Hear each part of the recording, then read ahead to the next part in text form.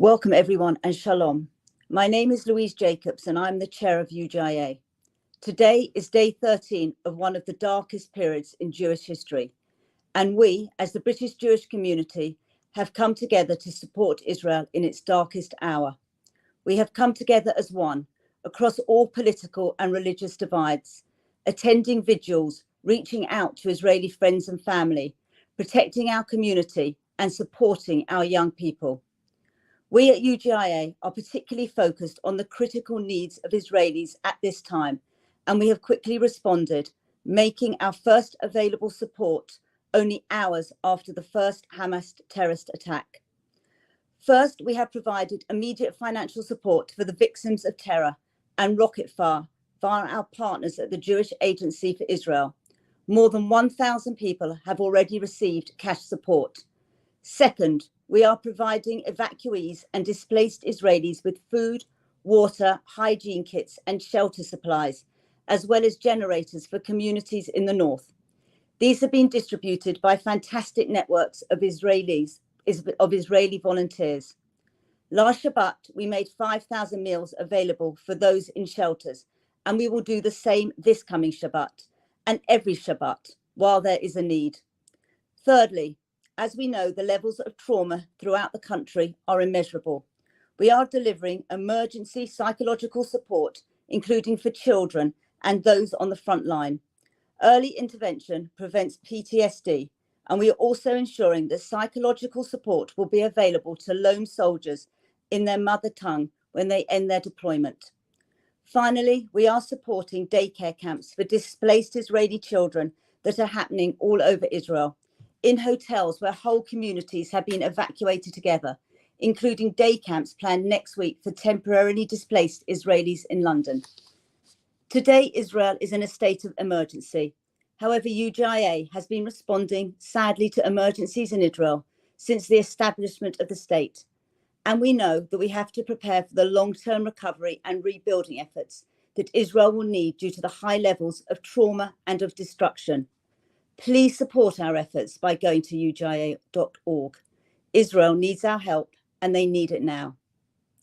I would now like to introduce Lieutenant Colonel Jonathan Conricus, who is a senior international spokesperson for the Israeli Defense Forces, responsible for the IDF's international, traditional and social media operations, public affairs and public diplomacy. In over 20 years of military service, Jonathan held a diverse array of positions, including combat experience in Lebanon and Gaza as a platoon and company commander in infantry, with the majority of his career focused on international relations and military diplomacy. Prior to being appointed as the IDF's international spokesperson, the Lieutenant Colonel was the first IDF officer to be seconded to the United Nations, serving in the US Peacekeeping Operations Office of Military Affairs in New York. Jonathan is married with 4 children. Lieutenant Colonel, thank you for joining us this evening. We know how incredibly busy you are during this time. Thank you. Thank you very much. Thank you, Louise. It's an honor to be here. I wish we would be communicating in different times, but this is where we find ourselves. And I would like a few minutes just to address and say where we stand currently, give you a little bit of the mindset in the IDF as best as I can reflect it, and then answer your questions. I am on a schedule and I'm part of a unit that is fighting the media war, and therefore I am limited in terms of time, but I will do the best to use the time that we have available. Let's start with numbers. Sadly, more than 1,000 Israeli civilians have been killed, more than 300 soldiers have been killed. We have more than 200 that are confirmed hostages, and an unknown fate of between 100 and 200 Israelis that we do not yet know where they are, if they're alive or if they're dead or if they're hostage. Those are the hard, unbelievable numbers that I never ever thought that I would have to say regarding Israeli casualties. And as stated before, this is our darkest hour, definitely in my lifetime. Maybe Yom Kippur could be compared to it, but the murder and the atrocities that Hamas did on October the 7th are unprecedented in our history. The sense of failure, and I will start with that because I represent the organization that failed in defending southern Israel, failed in defending civilians, and failed in upholding our southern border. And in the military, we grow up and we are taught to take responsibility, and in the military we do take responsibility. And this has been said by Lieutenant General Herzi Halevi and by many various other officers. We did not deliver what we are supposed to deliver. And there will be a time after the war when hard answers will be given to the Israeli public, to the mothers and fathers and civilians who rely on us to provide their security. We will provide those answers. They will be hard, and there will be a time of reckoning and soul searching and after action reviews and lessons to be implemented so that this and anything similar never ever happens again. And there are many questions to be answered. However, that is not our focus now. Our focus is on killing the enemy. It is on dismantling the military capabilities of Hamas so that never again will Hamas or any other terrorist organization in Gaza have the ability to threaten even a single Israeli. And the aim of the operation is to fundamentally change the security situation in the south and for entire Israel for generations to come, not for a few years. We are in historical times. This is a watershed moment. There was everything before October the 7th, and then there's after October the 7th. And Israel will not be the same again after October the 7th. As much as we are enraged and furious and appalled by the brutality that we have seen, by the mutilated corpses, by the endless stories of rape and mutilation and cruelty that we have never seen before, even though we've been in fighting against cruel Arab enemies and terrorists for many, many years, even before the State of Israel was founded. Never before at this scale, never before such systemic atrocities and joyful murder of Israeli civilians. We are still burying our dead. And the operation, the national operation to identify all of the casualties and to bring them to proper Jewish burial is still ongoing as we speak. Zaka and IDF and other services in Israel are working day and night in order to using the best technology available to identify remains and corpses and to put people and families at rest. And this is an ongoing and extremely sensitive process, which of course is relevant also to the situation of our hostages. Women, children, men, elderly, infants, disabled people, and even a Holocaust survivor are at this time being held in Gaza by Hamas and other terrorist organizations. We have said clearly that we will return the Israelis home. The end of the war will be a dismantled and non-existent Hamas and the Israelis back home. That is our obligation, has been said by the Chief of Staff, and it will be implemented, and no stone will be left unturned, and no terrorist will be left alive until we achieve that aim. Many lives can be saved in Gaza and in Israel if Hamas unconditionally return all of the hostages and surrender unconditionally. They can do that, and they can spare the lives of many in Gaza, and they can save us the trouble of doing it. But if they won't, we will do it for them. In terms of the combat situation, fighting continues in the Gaza Strip. We are striking military targets, and I want to emphasize this because I know that you in the UK and around the world are bombarded with lots of fake and biased so-called information and opinion about what's happening in Gaza. Screens are littered with scenes of destruction in Gaza, and if they're not explained properly, one might think that what the IDF is doing is anything but military. Let me be clear. We are striking Hamas targets like we have never struck before. Yes, we have dropped substantial amounts of ordnance on Hamas military targets, and we continue to dismantle their military capabilities piece by piece. This will take time. It is not something that can be easily or swiftly done, but we are focused and we will continue to use the wide array of weapons at our disposal to achieve this aim. The problem in the Gaza Strip is that Hamas has been allowed to, for almost 20 years, totally hijack the civilian infrastructure and everything that is supposed to remain civilian, like hospitals, schools, mosques, infirmaries, medical centers, and UN facilities. All of that, to a certain extent, have been hijacked by Hamas and is being used by Hamas for military purposes. We have said clearly that our war is not against the population of Gaza. They are not our enemy. Hamas is our enemy, and it is Hamas that will be defeated. Sadly, Hamas uses the civilians as their human shields. Hamas abuses civilian infrastructure. Hamas hides behind civilians, and we see ample evidence of this day in and day out, of Hamas operatives allegedly fighting behind their own civilians, using areas between schools and hospitals and mosques to fire rockets at Israel from, and of course using tremendous fake media operations and falsifications in order to try to portray an image that is anything but true to the world. We are preparing for the next stage of operation. We have more than 300,000 soldiers in reserves that are currently deployed outside of the Gaza Strip. These are ground troops, and they are preparing for the business and the task that ground troops usually do. They are ready, they are equipped, they are strong, and most importantly, they are battle ready and focused on the mission and task, and that will be to dismantle Hamas.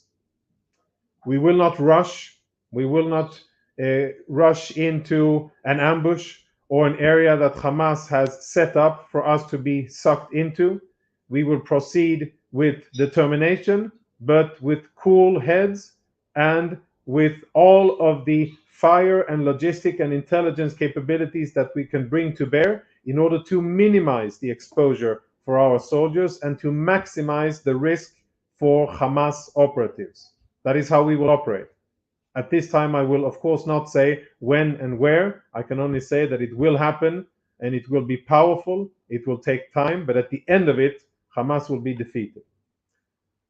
To make the situation more complex, we have another terrorist organization, another Iranian proxy that is appears eager at least, to get into fighting. Hezbollah in Lebanon is escalating the situation, constantly firing anti-tank missiles and attempting to infiltrate into Israel.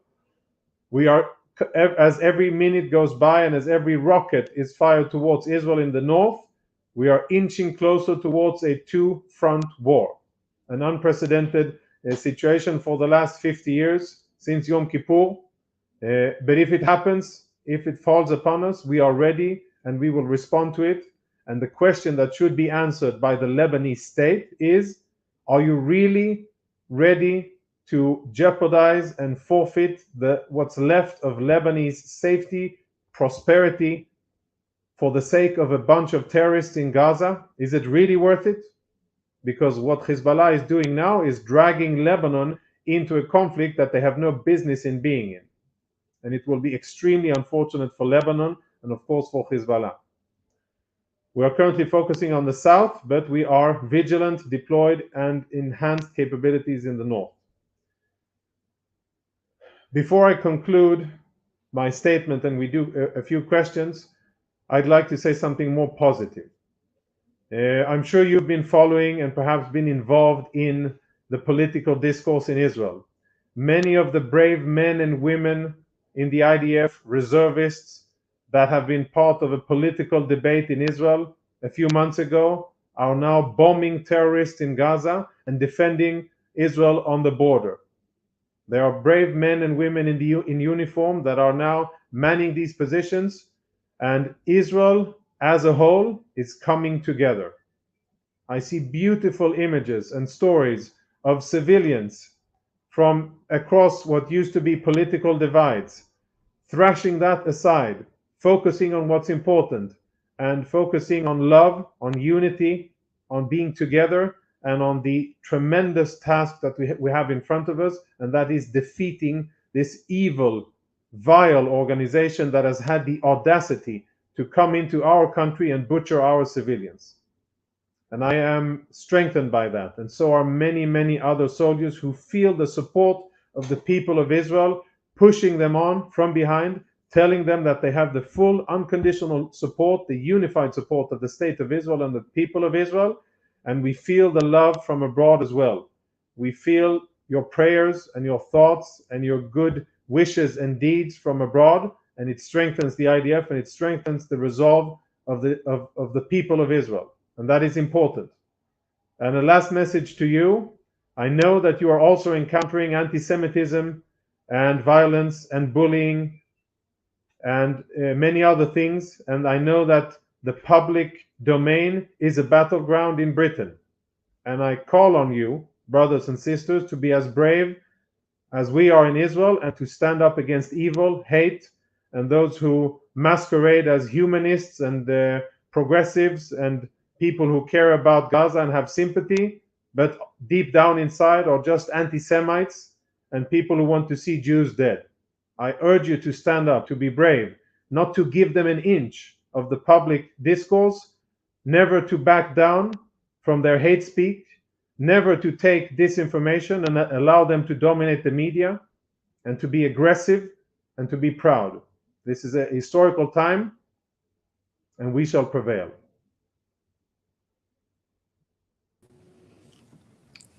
Thank you. I can't thank you enough for joining us tonight and giving us a realistic understanding of what's going on, albeit worrying, but thank you for appreciating the support that you're getting from the diaspora communities, because it's really there. We are, as I said, all come together to support the people of Israel in its darkest days. And we look to you to hear updates on the latest events and the analysis. I've just got a couple of questions that people have asked. The first is, this country has concerns about the BBC and its coverage and the terminology that the BBC used regarding Israel and Hamas. How do you assess the media's reporting generally? And do you think that we have a bigger problem here in Britain? Is our reporting any better or worse than the foreign media in other countries? Thank you. So this isn't a result of empiric research and numbers yet. We are evaluating and we are monitoring the media, of course, responding to it whenever we see gross inaccuracies and false and biased reporting. And what I will say is my subjective assessment. It isn't something that is based on numbers, but more on a feeling and what we've seen the reporting over the days. In general, I would say, I would answer your question with a resounding yes. I think that there is a problem with how Israel is represented in British media. And I think that there is tremendous bias, underlying deep and historical bias against Israel, which is very close to the surface. There's a thin veneer of professionalism and journalistic, how should we say, sophistication. But immediately behind that very thin layer is anti-Israeli bias, falsehoods, hatred towards Jews, hatred towards Israel, and what I can only understand as some inner burning mission to show us wrong, and perhaps more than that. Yes, there are many examples of how BBC and other UK outlets who claim to be standard bearers of journalistic professionalism, and many people around the world sadly still think that that is the case. I unfortunately do not.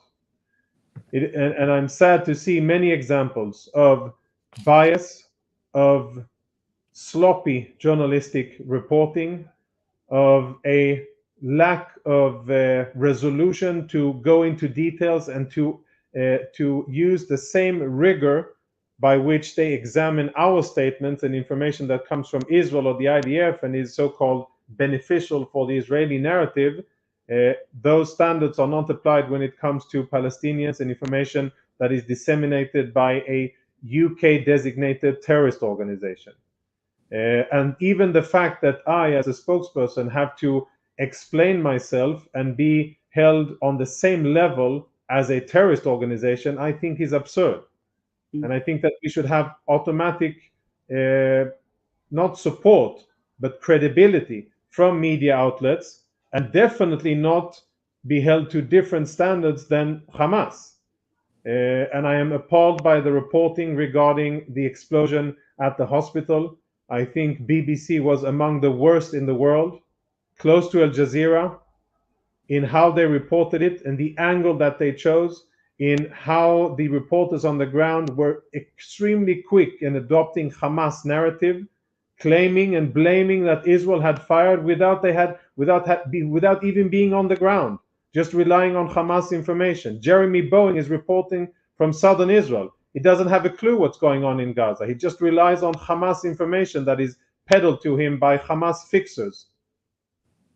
And it is appalling, and I think that is a disservice to the world, and it's a disservice to the UK, and it's a disservice to the truth. It's your taxpayer pounds that are funding it.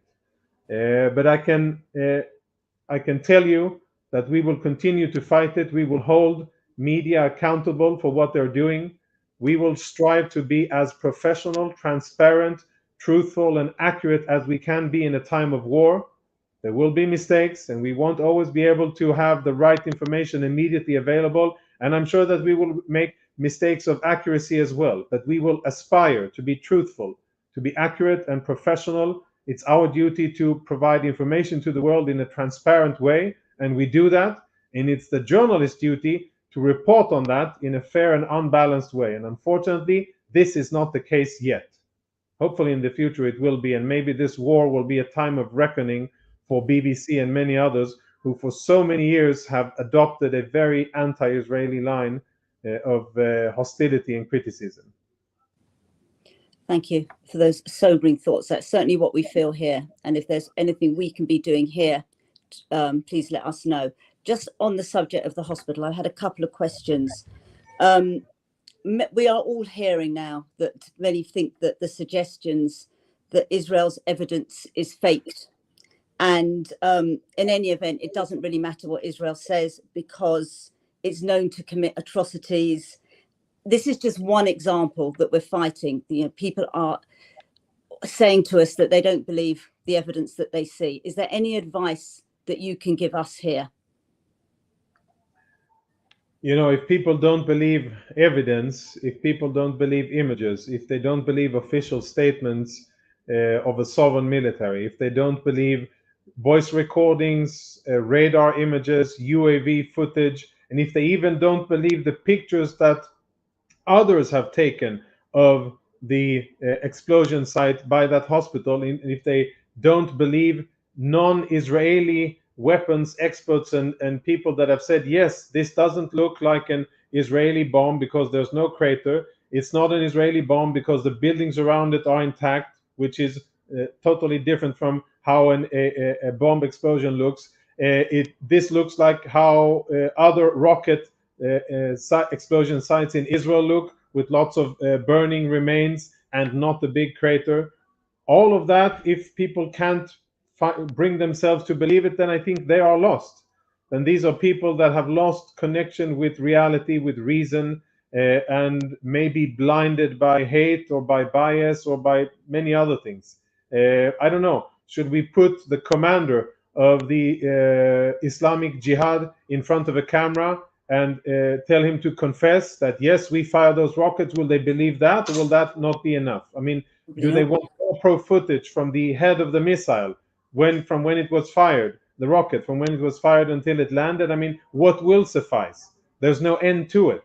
And if people don't want to believe because they're blinded by hate, we can only do as much as we've done. I think in this case, which isn't how we've always operated, and I have lots of criticism towards ourselves as well, but that's for another call. In this case, we responded within a few hours with a clear statement, and less than 12 hours, we had visual imagery and lots of evidence out that supported our claim. That's fast for a military in war. And if people can't believe that, there's not a lot we can do. No. I know you've got to go. I just want one personal question at the end. How have you and your family been coping over the last 13 days? You know, the story of my family is so similar to many other families. We have so many families now that are split, where the men and women of fighting age and capability are in reserves, each and every one in their duty. I sit in an office and talk and battle with journalists on TV, but there are brave men and women out in the field, along the border, in the air, at sea, in the north and in the south, that are defending Israeli civilians. They are the real heroes here.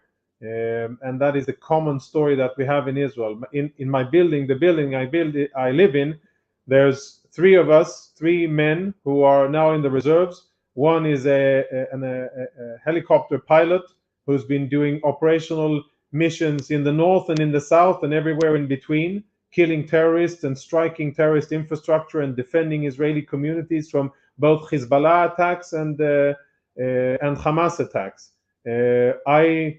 As I said, I speak. That's my only contribution. And then we have a reserve infantry officer, a young guy who just his wife gave birth to a baby a few months ago, and he was called up a few hours after the war started, and he's been in reserve since. So it's such an Israeli story. It touches everybody, and you know, the women and families that are back home, they should really receive a lot of support as well, because without them, there wouldn't be an Israel, and without them, we who are now in uniform and tasked with beating the enemy wouldn't be able to do what we do. So supporting the civilians, supporting the community, supporting those internally displaced Israelis that are now all over Israel, in hotels and with family and in guest houses and wherever they all are. They need support. And there are so many heroes, so many people that are doing good, who are motivated by a love for our country, for our people. And instead of sitting at home and watching TV and being frustrated, they make decisions to be active, and they go out and they give food to soldiers, and they help internally displaced persons, and they fight the media battle, and they do many other things, which I think is absolutely commendable. Before I have to go, I just thank you for this opportunity. I thank you for your love and support. It is tremendously important what you do. This will be long. It will not be easy. There will be casualties. There will be heartache and drama and terrible scenes of violence and death and destruction. Sadly, this is before us as well, not only after us. In the end, we will prevail, and we will prevail thanks to the fact that we are right. We are the sons of light fighting against darkness, and we have truth on our side, and we will win, and we will do it with your support as well. And I thank you for that. It's up for us to thank you very much for everything you are doing for us. And I'm pleased, as I said, you feel the love and the support from the community, because it's certainly there. And we appreciate your time this evening. Thank you very much. Thank you. Shalom. Shalom. I'm Yisrael Chai. I'd now like to hand over to Emily Pater, who is UJIA's Israel Director from Jerusalem. Thank you, Emily. Thank you, Louise. So as Louise said, I'm based in Israel, and I just want to share with you some of the things that I've been seeing and hearing, and the people I've been meeting over these past 2 weeks. So today I visited a hotel in Tel Aviv, which is home now to 1,000 evacuees from a kibbutz on the southern border, on the Gaza border and the surrounding southern towns. And they don't know when they're going home. Their houses have been ruined, their community has been destroyed. And as you've heard on this call tonight, what took place on October the 7th was the most traumatic event in Israel's, certainly its recent history, and maybe its entire history. And the stories that have emerged and that continue to emerge, even today, more stories coming out, are unimaginable, the horror, unspeakable. And it's hard to take in, and it sometimes feels like it's hard to breathe. But in the depths of the darkness, there are rays of light. I have met injured soldiers and civilians this week, and I've heard their stories of bravery and of courage. And as far as I'm concerned, Jewish heroes. And at the same time, the most amazing volunteer efforts that are underway. And as Louise noted at the beginning of this call, since the beginning of the war, UJIA has jumped into action literally on the second day. And we've been working with our partners to provide help for those that need it the most, providing financial support for the victims whose lives and homes have been upturned, and giving them financial support because they ran out of their houses with the clothes on their back and they have nothing, and they can't work right now because either their workplace is not operational or they're nowhere near where they work. And giving them that bit of financial support is giving them something to be able to breathe, to know that if they need to buy some basic goods, they can do that. If they need to buy something for their child, they can do that. Food, hygiene products, basic needs for families that are still living communities under rocket fire and that cannot leave their homes, and they cannot or don't feel comfortable or too scared to go to a supermarket. So we're providing that to them, and we're bringing it to them, to their homes. And trauma and to psychological support. Last week even, we already started through partners providing direct emotional care for first responders, for police officers, for firefighters, as well as for families who've been affected. These people have seen things that no one should ever have to see. They've experienced things that no one should have to ever experience, and they need that care to help them today and for the long run. And so we've been able to do this, but we've only been able to do it thanks to the support of the British Jewish community. As a British Israeli living in Israel, I can't tell you how proud I am how the UK Jewish community has stepped up. But there is a lot of work to do. We will build back, and we will build back stronger. But we need your help to heal, and we need your help to rebuild lives and families and communities. And so tonight, I'm asking one thing of you. If you can please make a gift to UJIA's emergency appeal. Go onto our website, ujia.org, and make a gift of whatever amount, because whatever amount you give will help us help Israelis in their time of need. Thank you for your solidarity. Thank you for your support. Am Yisrael Chai.